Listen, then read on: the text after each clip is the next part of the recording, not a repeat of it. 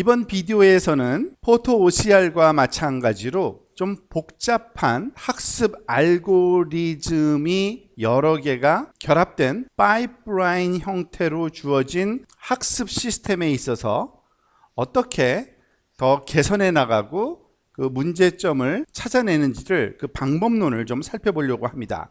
그 방법론이 소위 Ceiling Analysis라고 부르는 겁니다. 이 Ceiling Analysis의 의미를 한번 살펴보겠는데요. 앞에서 살펴봤던 포토 OCR의 파이프라인의 예가 다시 한번 보여주고 있습니다. 우리가 알고 있는 것처럼 그 입력은 이미지고요. 그 이미지에서 문자를 감지하고요. 문자가 있는 영역을 감지하는 거고요. 문자가 있는 그 영역을 잘라낸 후에 그곳에 대해서 문자 분할을 수행해야 되고요. 그리고 또 분할된 문자 하나하나가 어떤 문자 알파벳인지를 우리가 인식하는 문자 인식 단계까지 순차적으로 차례차례 진행되어야 될 겁니다. 그런데 이 문자 인식하는 학습 알고리즘을 구현해 봤더니 나름대로 어떤 문제가 좀 발견됐습니다. 그러니까 그 좀 더 개선해야 되는 상황이 생긴 거죠. 그러니까 원하는 만큼의 액큐러시가 얻어지지 않았어요. 그러면 과연 파이프라인의 어느 부분에서 이 개선을 위해서 시간을 좀 투자하고 또 그 노력을 해야 하는 것이 바람직할지를 한번 생각해 보는 겁니다. 즉 그러기 위해서는 소위 Ceiling Analysis라는 것을 수행해야 되는데요. 즉 어느 부분에서 오류가 많이 나오는지를 우리가 판단을 해야 됩니다. 그 판단하는 메소돌로지를 보통 우리가 Ceiling Analysis라고 얘기를 합니다. 예를 들어서 이 시스템을 우리가 구현해서 실행을 한 결과 accuracy가 한 72% 정도가 얻어졌다고 한번 생각을 해봅시다. 그러니까 한 28%의 오류가 발생하는 거죠. 자, 그러면 과연 어디 부분이 잘못된 건지를 찾아내고 어느 부분에서 노력을 해야 되는지를 생각해야 되는데 그냥 무작위로 이 부분에서 좀 더 개선을 해본다든지 또는 이 부분을 무작위로 결정해서는 안 되겠죠. 그래서 Ceiling Analysis라고 하는 거는 딱 하나씩만 해보는 겁니다. 무슨 말이냐면 일단은 텍스트 디텍션 파트를 먼저 살펴보면 첫 번째 파이프라인의 첫 번째 모듈에 해당되는 이 텍스트 어널리시스 파트를 우리가 완벽하게 한번 해보는 겁니다. 무슨 말이냐면 사람이 직접 매뉴얼리 즉 요 모듈의 액큐러시를 100%가 이루어질 수 있도록 하는 방법은 뭐예요? 사람이 직접 이미지 상에서 요 부분에 문자 있는 데구나, 요 부분이 문자 있는 데구나 직접 찾아내는 겁니다. 사람이. 그러면은 이 친구의 문제는 하나도 없는 거죠. 그리고 나서 나머지를 다 실행시켜 보는 겁니다. 그럼 어떤 일이 발생해요? 정확도가 그 결과물로 나오겠죠. 즉 예를 들어서 89%가 얻어졌다고 보면은 아마도 요 텍스트 디텍션 파트에서 문제가 그 중요도가 한 이 정도가 아닐까 우리가 생각을 할 수 있는 겁니다. 요 차이가 한 17% 차이가 나는데 즉 텍스트 디텍션 파트를 제대로 구현했다면 한 17%의 퍼포먼스 인크리즈를 개선을 우리가 얻어낼 수 있다는 걸 예측할 수 있는 거죠. 마찬가지로 또 두 번째 캐릭터 세그멘테이션 파트 요 파트를 또 개선을 한번 해보는 겁니다. 얼마 정도? 사람이 직접 해본다는 얘기입니다. 그렇게 되면은 또 정확도가 100%가 이 파트에서 100%로 정확하게 액큐러시를 우리가 얻어낼 수가 있을 텐데 자 그렇게 되면은 세그멘테이션을 직접 사람이 잘라낸다는 얘기입니다. 그렇게 해서 얻었더니 얼마나 액큐러시가 얻어졌냐면 한 90% 정도가 얻어졌다고 생각을 해봅시다. 그러면은 그 부분에서의 개선할 수 있는 파트는 한 1% 정도만 더 개선할 수가 있게 되는 거고요. 마찬가지로 또 다음에 캐릭터 레코그니션 마지막 모듈에 해당하는 이 파트를 또 그 사람이 직접 당연히 우리는 인식을 할 수 있으니까요. 다 정확하게.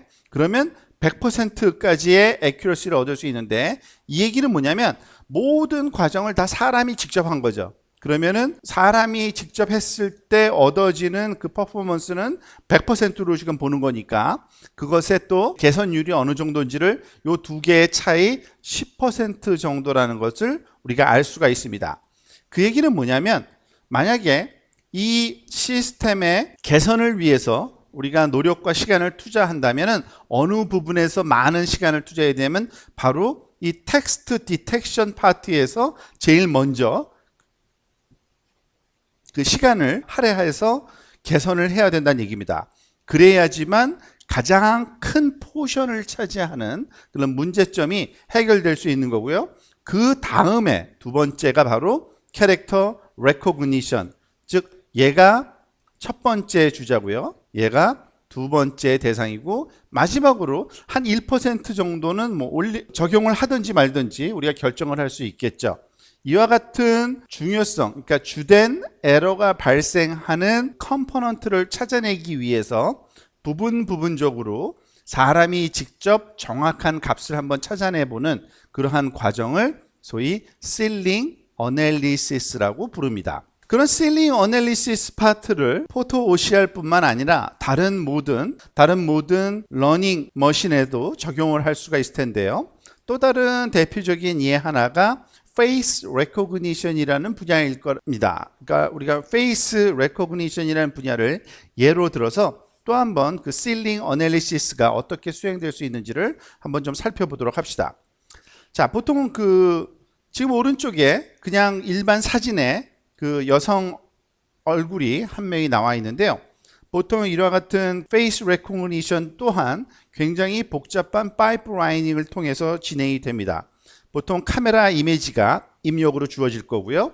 그것을 가지고 보통 프리프로세싱이라는 게 많이 행해지는데 remove background, 즉 우리의 대상은 사람이기 때문에 사람을 제외한 나머지 배경을 지워버리는 그러한 이미지 프로세싱이 보통 많이 선행되고요. 그것이 진행이 되고 나면은 이제 사람 모양만 이미지상에 존재하게 만들 수가 있고요. 그와 같은 사람 얼굴과 사람 몸이 나와 있는 이 이미지 영상에서 제일 또 먼저 곧 바로 다음에 우리가 수행해야 될 거는 얼굴 부분만을 또 추출하는 겁니다. 페이스 디텍션이라고 그러죠.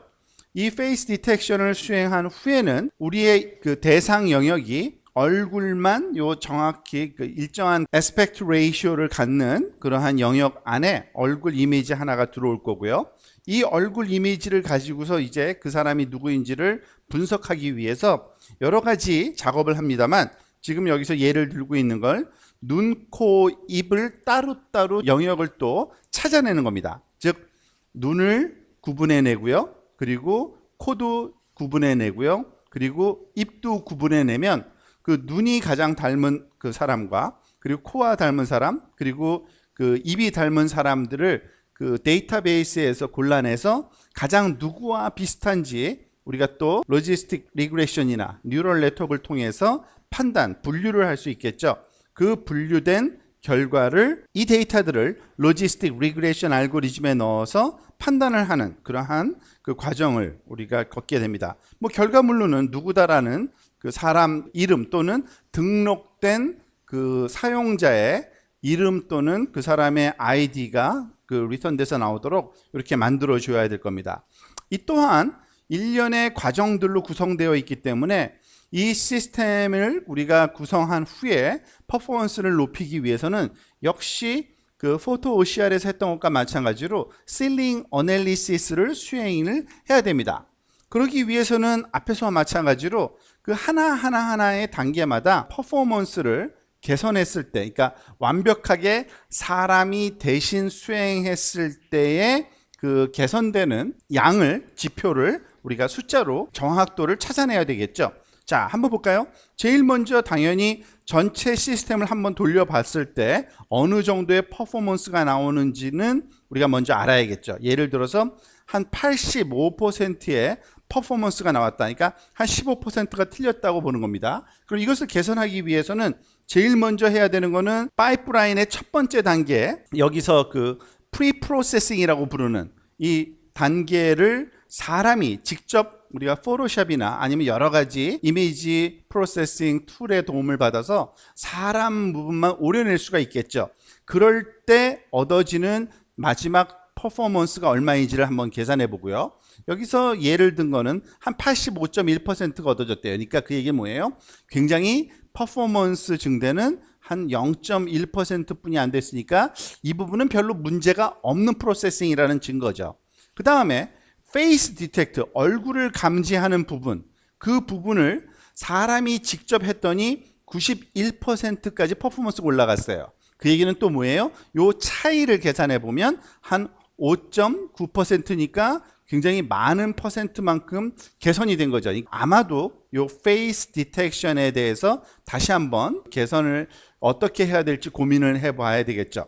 물론 나머지 수치도 한번 봐야 되겠죠.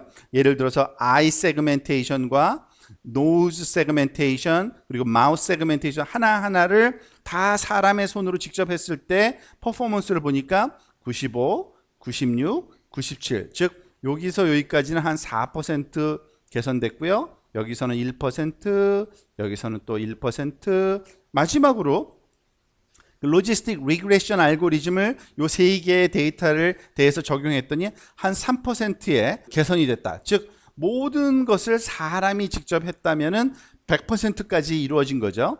그 얘기는 뭐냐면 우리가 이 시스템을 개선하기 위해서는 이 페이스 디텍션 알고리즘에 가서 개선을 해야 된다는 얘기입니다. 이 개선한다는 얘기는 우리가 앞부분에서 배웠던 많은 내용들이 있죠. 이게 바이어스의 영향을 받은 건지 베리언스의 영향을 받은 건지 아니면 훈련 자료의 개수가 적은지 그런 등등에 대한 판단을 해서 개선을 해야 된다는 얘기입니다. 물론 여기서는 두 번째는 아마 보니까 아이 세그멘테이션 단계가 또 문제가 되는 것 같고요. 그리고 마지막으로 요 로지스틱 리그레션 정도까지 우리가 더 손을 보아서 개선해야지만 이 전체적인 오버올 시스템의 그 퍼포먼스 개선인을 우리가 완성시켜 나갈 수 있을 겁니다.